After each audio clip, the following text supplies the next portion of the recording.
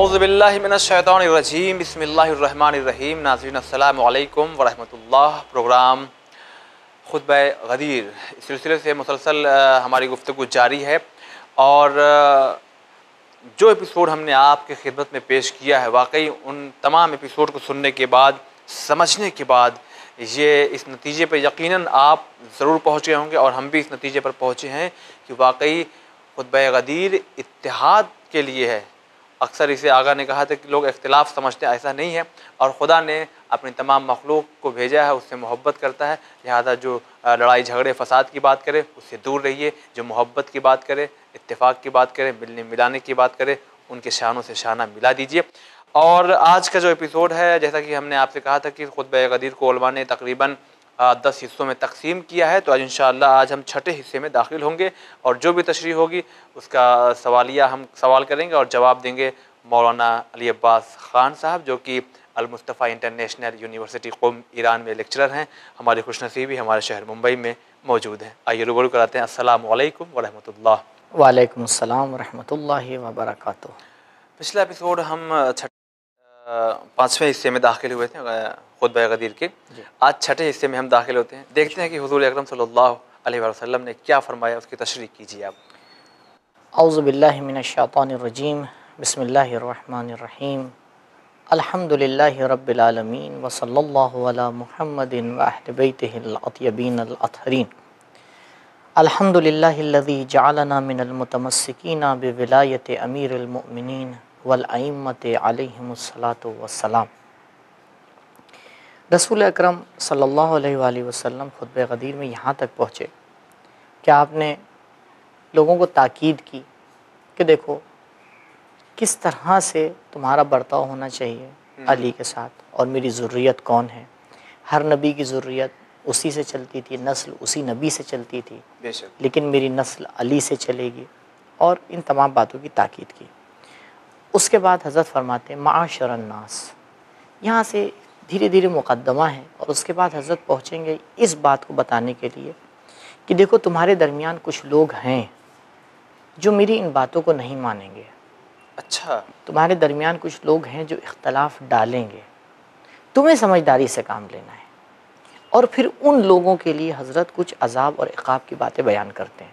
اچھا، فرماتے معاشر الناس آمنوا باللہ، اللہ کے اوپر ایمان لے کے آؤ۔ میں کہوں گا یا رسول اللہ، یہ سارے کے سارے مسلمان ہیں، سب تو حج کر کے آ رہے ہیں۔ سب حج کر کے آ رہے ہیں، انہی کو آپ مخاطب بنا رہے، معاشر الناس آمنوا باللہ۔ یعنی کچھ لوگ نہیں رکھتے تھے، سب مومن تھے، سب وہاں ایمان رکھتے تھے، سب مسلمان تھے۔ پھر حج کر کے غیر مسلمان نہیں آئے گا۔ جی جی، یہ کہنا چاہ رہے ہیں کہ جو ایمان لے کے آئے اس پہ باقی بھی رہنا، ورسول ہی، اس کے رسول پہ ایمان لے کے آؤ، یعنی جو ایمان ہے وہ دم بدم تازہ ہوتا رہے۔ واہ، ایسا نہ ہو کہ ابھی ہے میرے جانے کے بعد بدل جاؤ۔ وَالنُّورِ الَّذِي أُنزِلَ مَعَهُ، اس نور کے اوپر ایمان لے کے آؤ جو اس رسول کے ساتھ نازل ہوا ہے۔ آپ کو کیا لگتا ہے اس نور سے مراد کیا ہے؟ کیا ہے؟ بھی عام طور پہ اگر ہم بغیر کسی قرینے کے جو آیات میں آیا ہے، اللہ پہ ایمان لے کے آؤ، رسول پہ ایمان لے کے آؤ، اس نور پہ ایمان لے کے آؤ جو میرے ساتھ نازل ہوا ہے، تو کیا قرآن؟ قرآن۔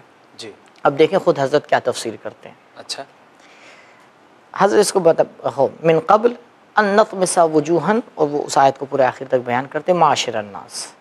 حضرت خود تفسیر کر رہے ہیں اس نور کی۔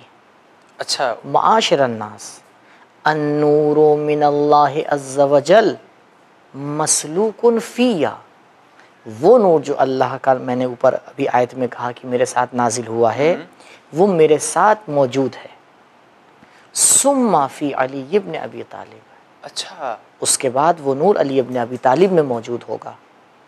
ثم فی النسل منہ الی القائم المہدی عجل اللہ تعالی نام فرجہ لے لیا۔ الشریف، نام لے کے حضرت نے اس خطبے میں کہا ہے، واہ، یہاں تک کہ علی کی نسل میں، اور یہ نسل پہنچے مہدی تک۔ اور شاید یہی وجہ ہے، اور بہت سی اس طرح کی روایات ہیں کہ اہل سنت حضرات نے بھی امام مہدی علیہ الصلوۃ والسلام پر کتابیں لکھی ہیں۔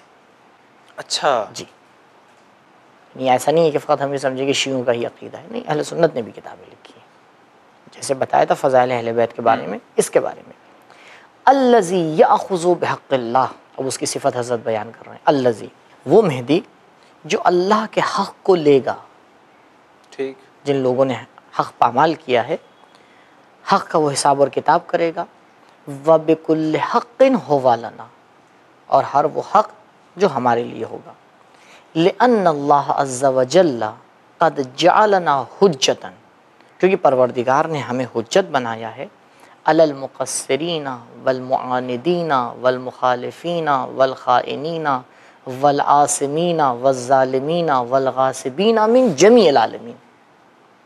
یاد ہوگا، ابھی مجھے یاد نہیں آ رہا ہے، پہلے یا دوسرے ایپیسوڈ میں نے اشارہ کیا تھا کہ شیعہ نقطہ نظر سے، شیعہ آئیڈیولوجی کے اعتبار سے فقط شیعہ اور مسلمان ہی مکلف نہیں ہیں، بلکہ سب مکلف ہیں، روزہ سب پہ واجب ہے، نماز سب پہ واجب ہے، چاہے مسلمان ہو چاہے غیر مسلمان، جی، ٹھیک۔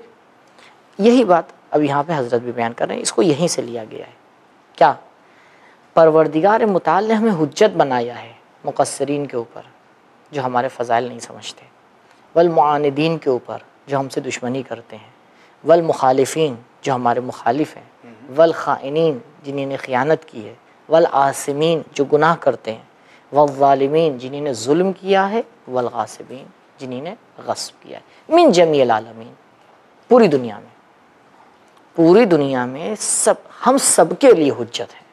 واہ، فقط یہ نہ سوچنا کہ تم ابھی ہمارے سامنے کھڑے ہو تو ہم تمہارے لیے حجت ہیں، نہیں، قیامت تک کوئی بھی انسان اس کائنات میں آئے گا، سب کے لیے، سب کے لیے ہم حجت ہیں۔ سبحان اللہ، اسی لیے ہم کیا کہتے ہیں، اشہد ان علیٰ حجت اللہ، حجت اللہ، ہاں، حجت اللہ جو کہا جاتا ہے، الہی حجت، یہ وہی پیغام ہے جو رسول نے ہم کو دیا ہے، یہ وہی جملہ ہے جو رسول نے ہم کو سکھایا ہے۔ پھر فرماتے ہیں معاشر الناس انذرکم انی رسول اللہ، میں تمہیں انذار کر رہا ہوں، تمہیں ڈرا رہا ہوں، جان لو میں خدا کا رسول ہوں۔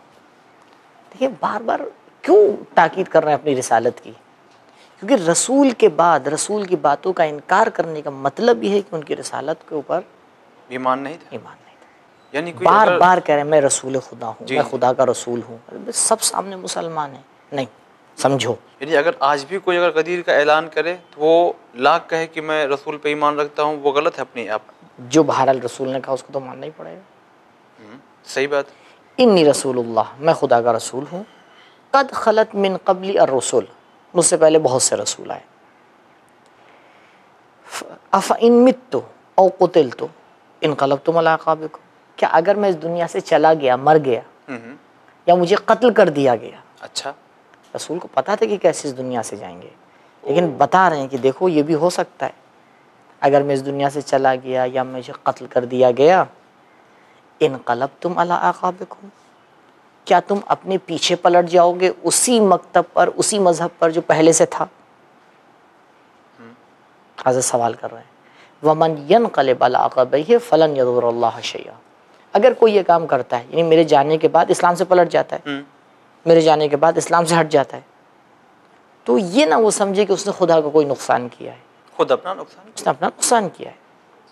پھر حضرت آ کے فرماتے ہیں معاشر الناس لا تمنوا علیہ بالاسلام، اسلام لا کے میرے اوپر منت نہ رکھنا، اچھا، یہ نہ کہنا مثلا رسول سے آگے یا رسول اللہ ہم اسلام لے آئے ہیں، آپ ہمارے لیے یہ کیجیے، تو اسلام لائے اپنے لیے لے کے آئے ہو۔ صحیح، اگر پوری کائنات میں ایک انسان بھی اسلام نہ لے کے آتا، رسول کی ذات پہ کوئی فرق پڑتا؟ بالکل نہیں، پوری دنیا اسلام لے آتی، کوئی فرق نہیں۔ کوئی شخص آیا امام جعفر صادق علیہ السلام کے پاس، حضرت نے سوال کیا، شخص یہ بتا جب خدا تجھے کوئی نعمت دیتا ہے تو تو کیا کرتا ہے؟ اس نے کہا یا ابن رسول اللہ میں شکر کرتا ہوں۔ کہا اچھا یہ بتاؤ اگر پروردگار تمہیں کسی سختی میں، کسی مشکل میں، کسی مصیبت میں ڈالتا ہے تو کیا کرتے ہو؟ تو اس نے کہا یا ابن رسول اللہ میں صبر کرتا ہوں۔ تو حضرت نے کہا نہیں، لیکن ہم اہل بیت ایسے نہیں کرتے، چاہے پروردگار ہمیں کوئی نعمت دے، چاہے پروردگار ہمیں کسی مشکل میں ڈالے، ہم دونوں حالت میں پروردگار کا شکر کرتے ہیں. اوہ کیوں؟ کیوں؟ کیونکہ ہمیں پتہ ہے یہ دونوں چیزیں خدا کی طرف سے. اس لیے آپ امام حسین علیہ السلام کو کربلا میں دیکھیے، ہر وقت شکر کیا ہے. مصیبتیں آ رہی ہیں، مصیبتوں کا سامنا کر رہے ہیں، لیکن شکر الہی ہے. تو یہ جو انسان کبھی کبھی سامنے والے پر، خدا پر، نبی پر منت رکھتا ہے، رسول اسی کو روکے. دیکھو تم اسلام لے کے آئے ہو، تمہارا اسلام لانا میرے لیے کیا فائدہ رکھتا ہے؟ صحیح. بھائی میں تو نبی ہوں، میں تو معصوم ہوں. تم اسلام لے کے آئے ہو، اس میں تمہاری بھلائی ہے. جی لا تمنو، میرے پر منت نہ رکھنا کہ میں اسلام لے آئے. بل لا تمنو علی اللہ.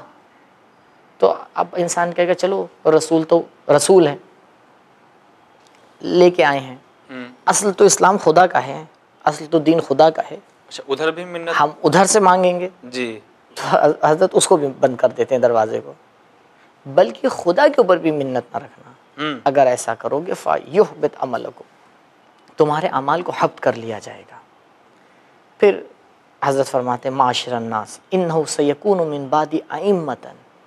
اب یہاں سے اب یہ جب بیان ہو گیا، اب حضرت نے اس کو بیان کرنا شروع کیا کہ لوگوں جان لو میرے بعد کچھ ایسے لوگ ہوں گے کہ یدعون الی النار، جو آتش جہنم کی طرف تمہیں دعوت دیں گے.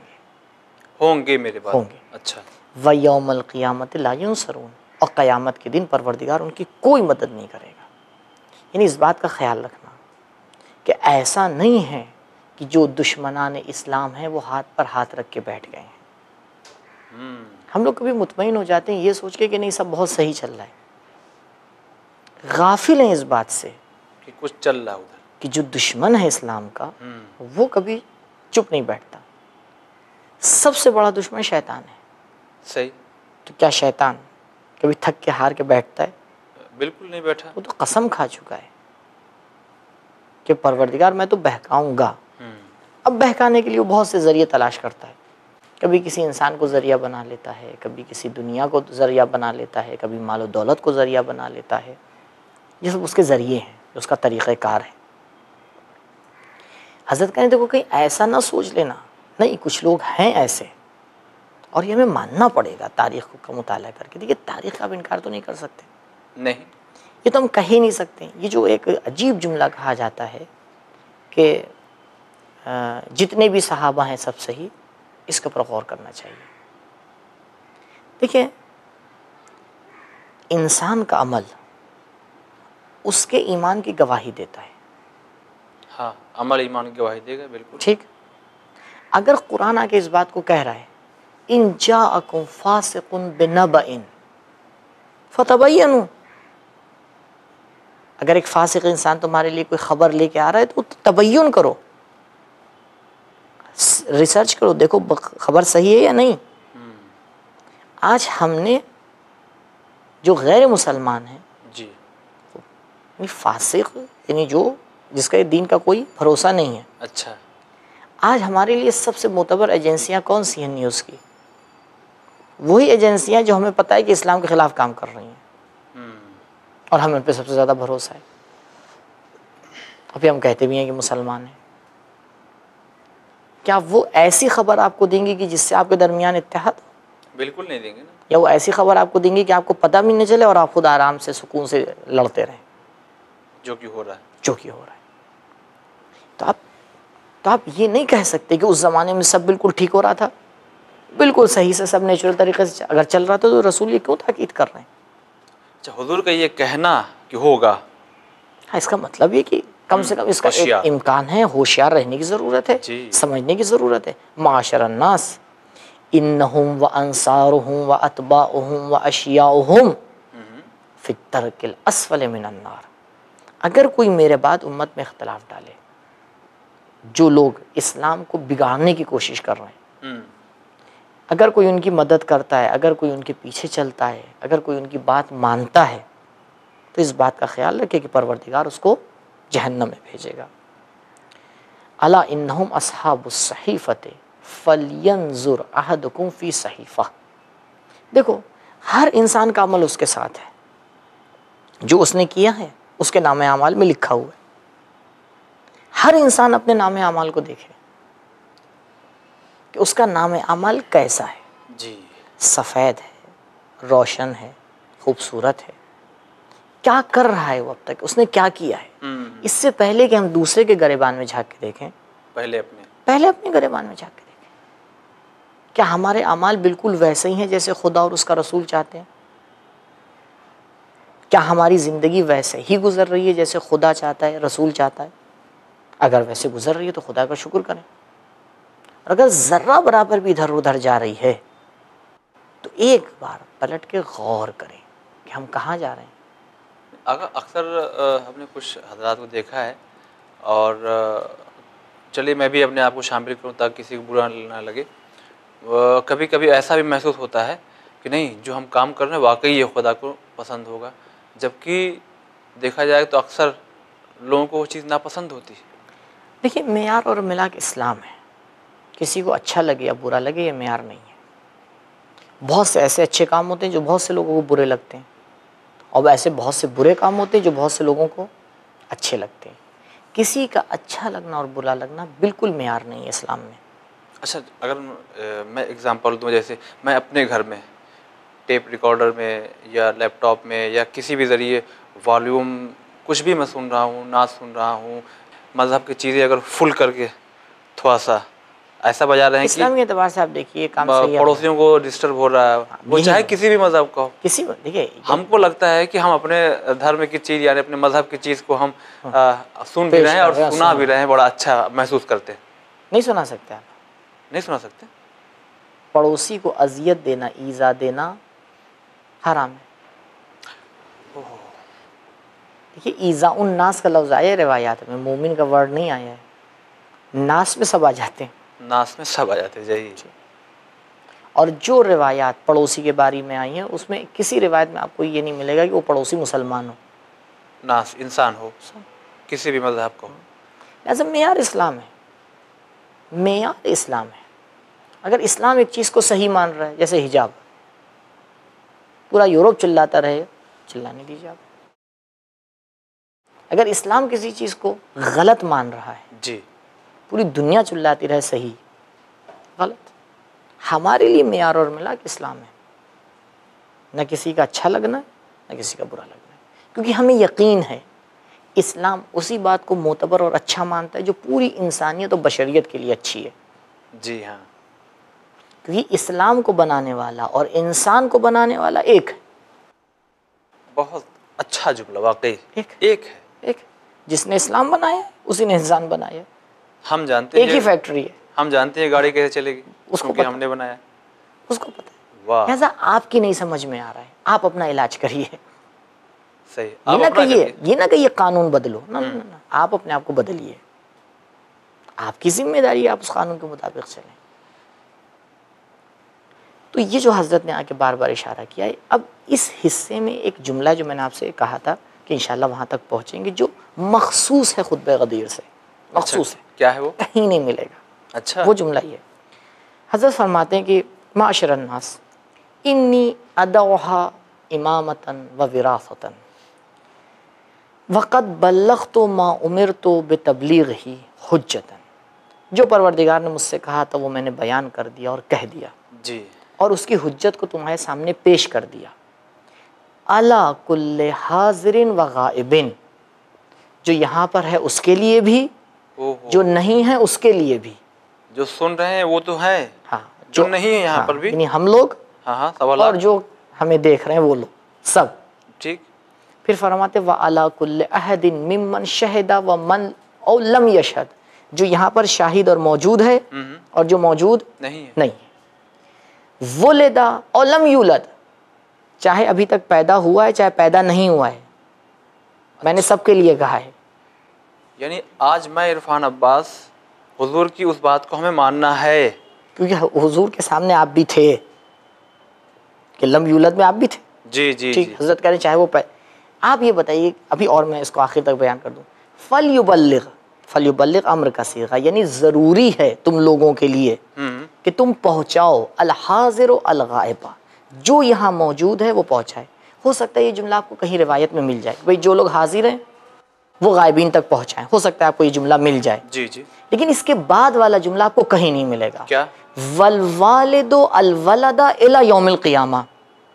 ہر باپ کی ذمہ داری ہے کہ پیغام غدیر کو اپنی اولاد تک پہنچائے قیامت تک. یہ جملہ آپ کو کہیں نہیں ملے گا. اوہ ہو. کسی جملے میں، کسی خطبے میں کسی امام نے یہ تاکید نہیں کی ہے کہ میری اس بات کو ہر باپ اپنے بیٹے تک قیامت تک پہنچائے. یہ مخصوص ہے غدیر سے. واہ. یہ غدیر سے مخصوص ہے، اور غدیر کے لیے یہ تاکید کی گئی ہے کیونکہ پتہ ہے پیغمبر کو کہ یہ پیغام غدیر پوری کائنات کو خدا تک پہنچانے کے لیے ہے. کافی ہے. کافی ہے، پہنچاؤ. واقعی. لہٰذا یہ ہماری ذمہ داری ہے. ایک حد تک آپ ذمہ داری کو پورا کر رہے ہیں، آپ نے پروگرام بنایا، جو سن رہا ہے اب اس کی ذمہ داری ہے کہ وہ آگے تک پہنچائے. وہ آگے تک پہنچائے. کل قیامت کے دن کوئی یہ نہیں کہہ سکتا کہ پروردگار مجھے پتہ نہیں چلا. اگر پتہ نہیں چلا تو اس کے باپ سے سوال کیا جائے گا کیوں نہیں بتایا. تو اس خطبے کو دیکھ کے پتہ چلتا ہے، اس جملے کو، کہ ہر باپ کی ذمہ داری ہے کہ وہ پیغام غدیر کو اپنی بعد والی نسل تک پہنچائے. الی یوم القیامہ. قیامت تک. کیوں؟ کیونکہ حضرت نے پہلے ہی کہہ دیا کہ اب یہ جو غدیر میں اعلان کیا جا رہا ہے جی یہ سلسلہ قیامت تک جائے گا. شروع میں یاد ہوگا کہ دوسرے تیسرے ایپیسوڈ میں بتایا تھا، خطبے کے شروع میں حضرت نے کہہ دیا تھا کہ یہ جو میں ولایت علی کو سونپ رہا ہوں اور اس کے بعد ان کی ذریت میں آئے گی، یہ سلسلہ قیامت تک جائے گا. اب یہ پیغام بھی قیامت تک جائے گا. لہٰذا یہ ایک اہم چیز ہے خطبہ غدیر میں کہ جہاں پر پیغمبر بار بار تاکید کر رہے ہیں کہ جو حاضر ہے چاہے غائب ہے، چاہے وہ یہاں موجود ہے چاہے موجود نہیں ہے، چاہے پیدا ہوا ہے چاہے پیدا نہیں ہوا ہے، حاضر کی یہ ذمہ داری ہے کہ وہ تمام غائبین تک جہاں تک کہ وہ اس پیغام کو پہنچا سکتا ہے پہنچائے. فَلْيَبْلُغْ الْحَاضِرُ الْغَائِبَ وَالْوَالِدُ الْوَلَدَ. اتنا اچھا سسٹم بنا دیا حضرت نے کہ اب کائنات کا کوئی فرد یہ نہیں کہہ سکتا کہ پیغام مجھ تک نہیں پہنچا. اگر نہیں پہنچا تو جس نے نہیں پہنچایا وہ خطا کار، اگر پہنچانے والے نے پہنچایا اور اس نے نہیں قبول کیا تو وہ خطا کار. حجت کو تمام کر دیا. لہٰذا ہماری ذمہ داری ہے کہ ہم غور کریں، دیکھیں، اور جب یہ پیغام ہم تک پہنچ رہا ہے تو ہم اس کو غور سے پڑھیں. لہٰذا میں نے کہا ناظرین سے کہ جائیں تلاش کریں، نیٹ پہ آپ کو یہ خطبہ مل جائے گا. ایک بار اپنی شرعی ذمہ داری سمجھتے ہوئے پورے اس خطبے کے ٹرانسلیشن کو پڑھیے اور سمجھیے. جہاں نہیں سمجھ پائیے، جو لوگ سمجھا سکتے ہیں ان سے پوچھیے، اور اس کے مطابق اپنی زندگی کو بنائیے. نہ کہ اپنی زندگی کے اعتبار سے خطبے کو موڑنے کی کوشش کیجیے. نہیں، جو باتیں اس میں بیان کی گئی ہیں دیکھیے آپ کا اس کے اوپر عقیدہ اور ایمان ہے یا نہیں. اگر ہے تو خدا کا شکر کیجیے، اگر نہیں ہے تو اس کو صحیح کرنے کی کوشش کیجیے. یہ بہرحال یہاں تک کہ خطبہ غدیر میں اب تک کے بات پہنچی ہے. انشاءاللہ جو اگلا حصہ ہے اور جو دوسری باتیں ہیں وہ اگلے ایپیسوڈ میں انشاءاللہ آپ کی خدمت میں بیان کروں گا. تو ناظرین اسی کے ساتھ اب ہم چاہیں گے آپ سے اجازت، لیکن ابھی اہم ترین گفتگو اور بھی بچی ہوئی ہے. بس آپ اس پروگرام خطبہ غدیر کو دیکھنا نہ بھولیے گا. اگلا ایپیسوڈ ہے، ہمیں 2-3 اور ایپیسوڈ ہیں. انشاءاللہ ان تمام ایپیسوڈ کو جب دیکھ لیں گے آپ تو واقعی آپ کے سینے میں ایک علم کا خزانہ آپ خود محسوس کریں گے. فی الحال آپ دیکھتے رہیے چینل ون. خدا حافظ.